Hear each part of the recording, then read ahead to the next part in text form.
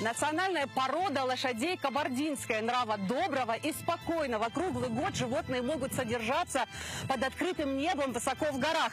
Скалистые тропы, холод, ледяные ветры, суровые кавказские горы, стихия кабардинской лошади. Порода выведена не для скачек, а тяжелого физического труда, пробегов и переходов по горам. Всадника чувствует.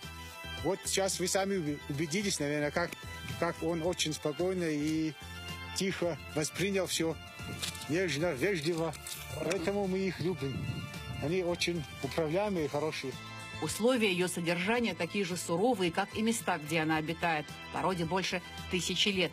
Чтобы добраться сюда, необходим специальный транспорт. Затем нужно еще несколько километров идти пешком.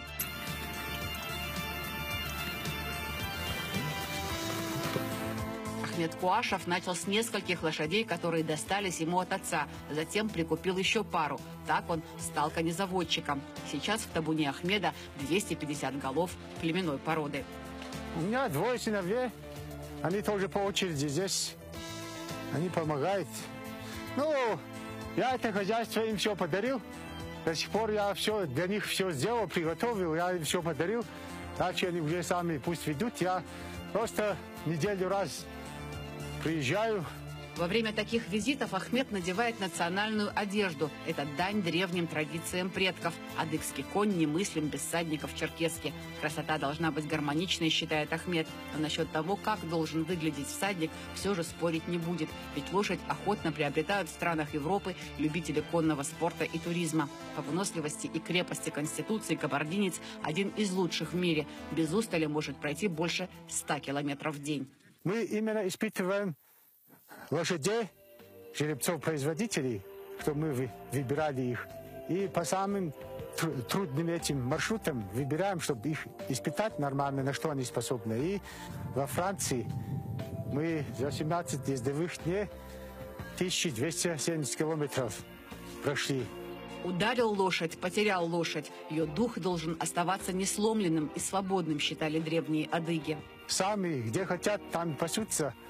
Единственное, мы зимой жеребцов-производителей, мы их в конюшне держим, их подкармливаем, потому что мы их готовим на следующий сезон.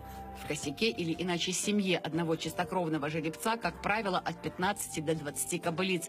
Жеребец, как и в любом семействе, здесь глава и добытчик. Он находит лучшие пастбища для своих кобылиц и в случае необходимости отгоняет косяк в безопасное место. Сейчас подпругой подправляю. Это настоящее адыгское седло, такое же древнее, как и лошадь. Посадка такая, что всадник, кажется, стоит над конем, когда едет. Как бы оно отличается тем, что оно очень легкое. То есть вот вы можете сами поднять, посмотреть, оно очень легкое. Каждый элемент адыгашуана, так называют здесь адыгское седло, имеет свое значение. Ничего лишнего, делится секретами изготовления мастер Айдамир Потоков. Все проверено веками и временем. Совершенная форма. В таком седле можно сидеть без устали по 10-15 часов. Подушка, она подгоняется так, что в ней сидишь как влитой. То есть она, во-первых, мягкая, ничего не отбивает, ничего не натирает. Должна, по крайней мере, так быть, если она... Каждый всадник под себя ее настраивает. То есть она уже предназначена для максимального удобства. Помимо этого, она, вот если вы на привале отдыхаете, лечь на нее поспать, очень удобная штука. Она почти как ортопедическая. Ни одного гвоздя, все натуральное, дерево, кожа, комфортно, кстати, не только всаднику. Седло сделано с заботой о коне, чтобы ни одной царапины на теле животного после долгих переходов. Он же не разговаривает, с ним надо уже чувствовать. Поэтому готовить его, готовить седло, всегда мечтал о лошадях. Это вообще шло с детства. И к лошадям я пришел через изготовление седел, скажем так, уже в зрелом возрасте.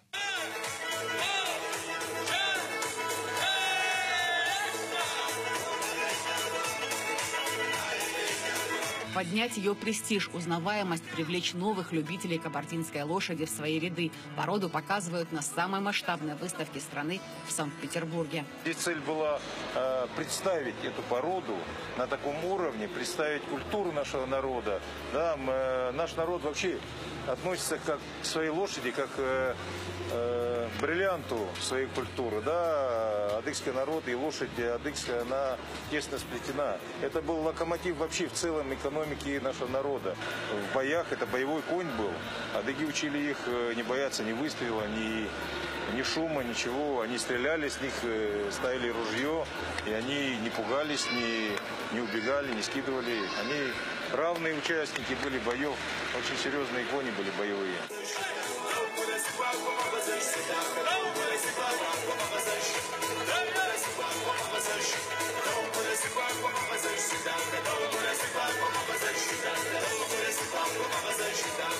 Вертолет будет рядом садиться, Буран не испугается.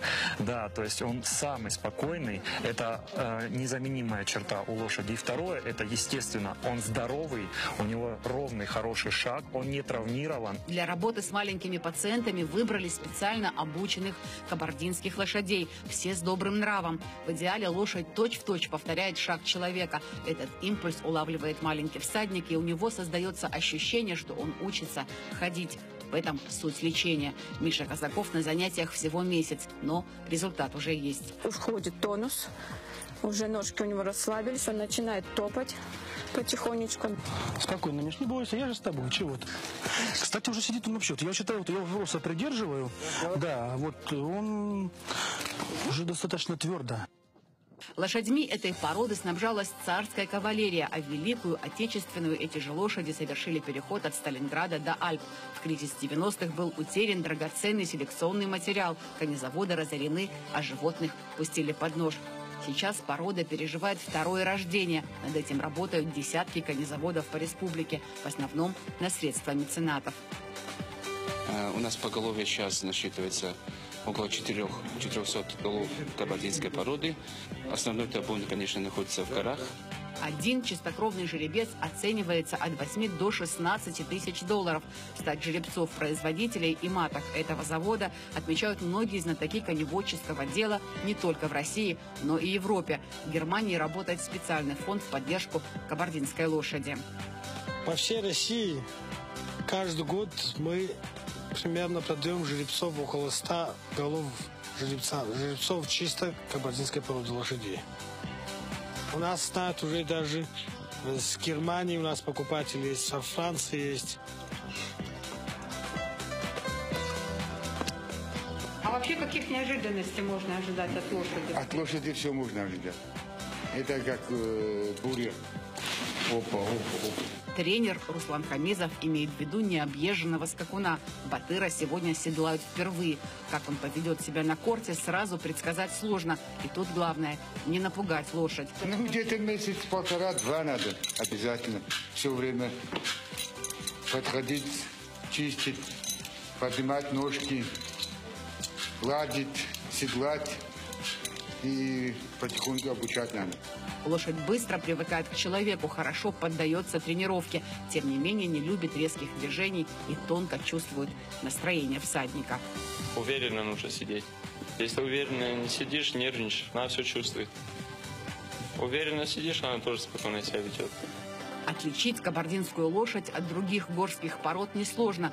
У нее настоящий кавказский профиль с горбинкой, очень крупные глаза с длинными ресницами, масти, как правило, вороной или гнедой.